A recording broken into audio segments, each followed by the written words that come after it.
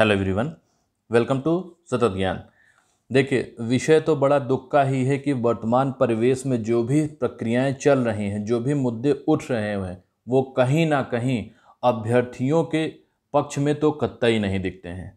अभी हाल ही के दिनों में आपने देखा होगा कि यूपीपीएससी के द्वारा कंडक्ट कराई जाने वाली परीक्षा आरओ, जो कि 2016 की वैकेंसी है, कैंसिल हुआ पेपर। उसके बाद री एग्ज़ाम हो रहा है।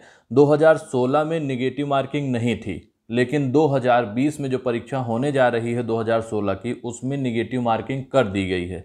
यदि विज्ञप्ति में निगेटिव मार्किंग नहीं थी, अभी कैसे कर दिया गया? और अगर किया गया तो छात्रों को एडमिट कार्ड में ये चीज़ देखने को मिली। जब नोटिफिकेशन आया था, आयोग ने एक नोटिस डाला था री एग्ज़ाम के लिए, वहाँ पर इस बात को क्यों मेंशन नहीं किया गया?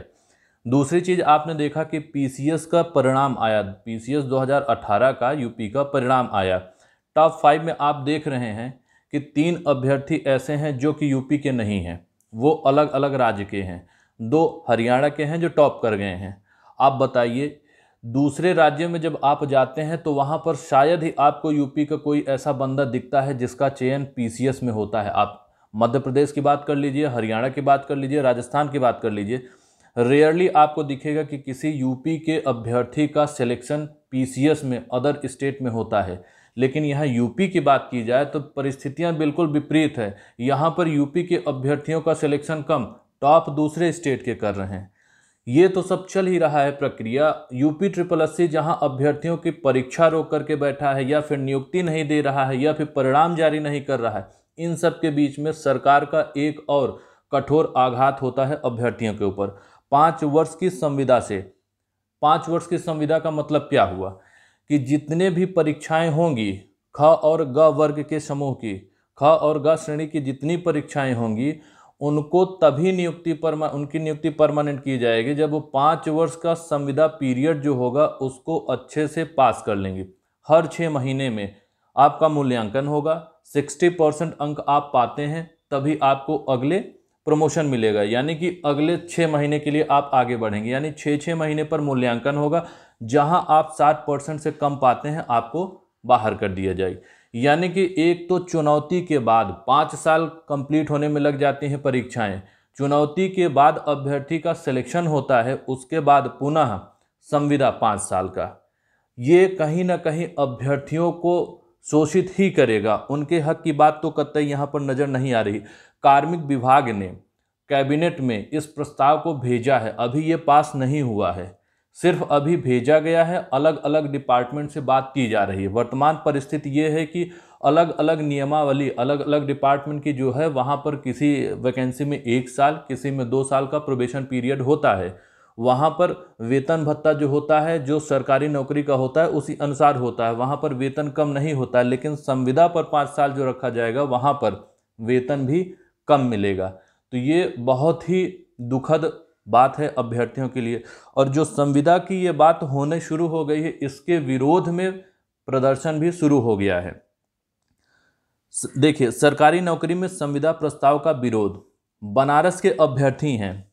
बीएचयू के सिंह द्वार पर इन्होंने आंदोलन शुरू कर दिया है। इनका मानना है कि अभ्यर्थी इतने वर्षों मेहनत के बाद सिलेक्शन लेते हैं।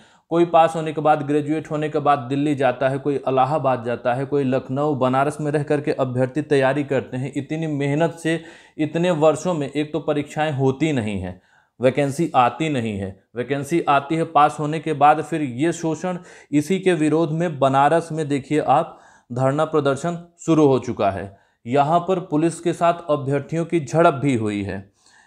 तो ये एक, आप कह सकते हैं, आंदोलन शुरू होना ही होना है, क्योंकि कोई भी अभ्यर्थी इससे सहमत नहीं होगा। जो इतनी मेहनत करके सिलेक्शन लेता है, उसके लिए ये बहुत ही दुख की बात है।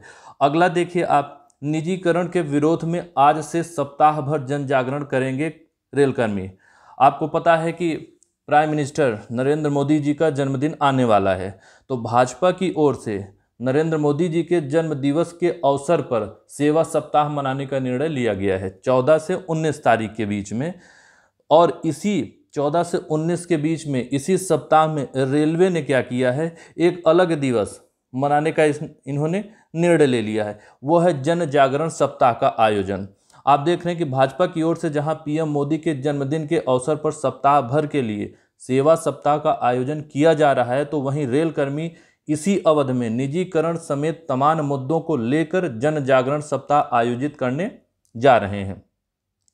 इस दौरान 14 से 19 सितंबर तक north central railway men's union द्वारा तमाम कार्यक्रम आयोजित किए जाएंगे। इसमें महिला रेलकर्मी और युवा रेलकर्मी भी अपनी आवाज़ बुलंद करेंगे। ऐसा नहीं है कि कुछ ही लोग आएंगे, हर एक वर्ग आएगा, चाहे वो पुरुष हो, चाहे वो महिला हो या फिर युवा हो।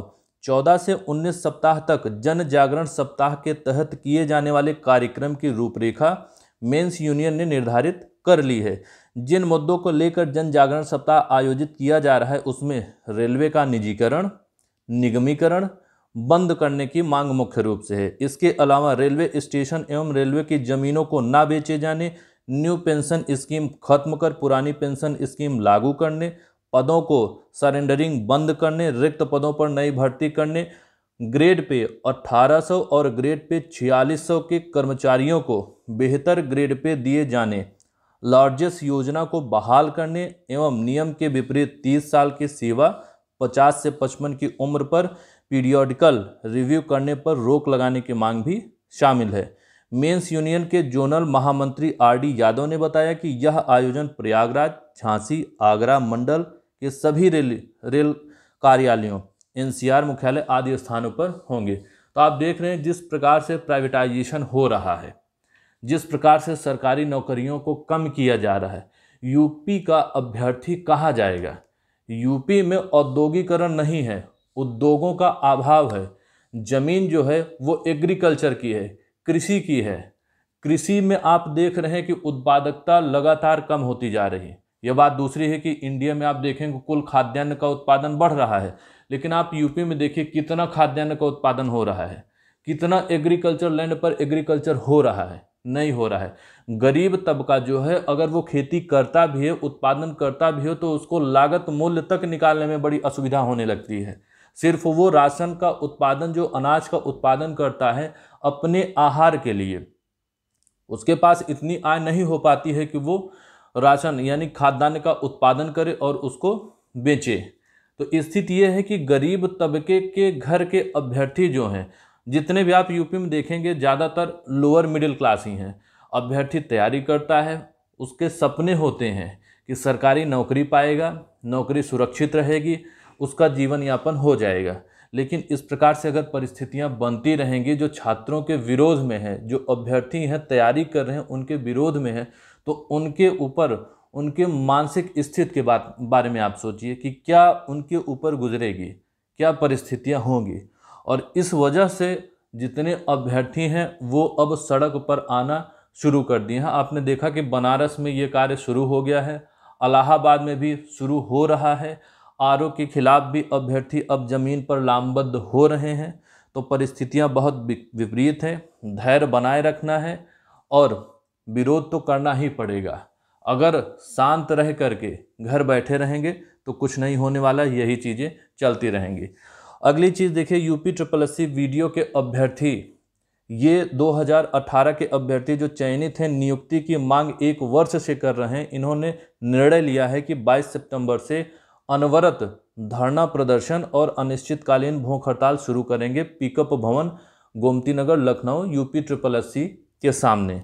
सिर्फ ये वीडियो अभ्यर्थियों के लिए नहीं है, यूपी SSSC के हर वैकेंसी का हर एक अभ्यर्थी अगर नियुक्ति, परिणाम या परीक्षा चाहता है तो उसको वहाँ पर पहुँचना ही चाहिए। अगर अभ्यर्थियों की संख्या ज़्यादा होगी तभी धरना सफल होगा और आयोग झुकेगा, क्योंकि अलग अलग राज्यों में अलग अलग एग्ज़ाम जो होते हैं, अलग अलग आयोग जो हैं, उनका आपने देख लिया कि 1 हफ्ते 15 दिन के अंदर क्या रवैया रहा। जो भी ट्वीट अभियान हुए उसका सकारात्मक रिजल्ट आया, लेकिन यूपी इसके विपरीत है। यूपी में इस आयोग के ऊपर कोई फर्क नहीं पड़ रहा है। तो सभी अभ्यर्थियों ने निर्णय लिया है कि ये धरना प्रदर्शन करेंगे, तब तक करेंगे जब तक आयोग परीक्षा, परिणाम और नियुक्ति के संबंध में ठोस कार्यवाही नहीं करता है। तो आप सभी लोग उपस्थित होइए वहाँ पर, धरने को सफल बनाइए और आशा करते हैं कि बहुत ही जल्द परीक्षाएं होंगी, परिणाम आएगा और नियुक्ति मिलेगी। लेकिन घर बैठे रहने पर फिर कुछ नहीं होने वाला है। जैसे अभी चल रहा है 3-4 साल से, ऐसे ही आगे चलता रहेगा और कोई आशा की किरण नज़र नहीं आएगी। Thanks for watching. जय माँ भारती।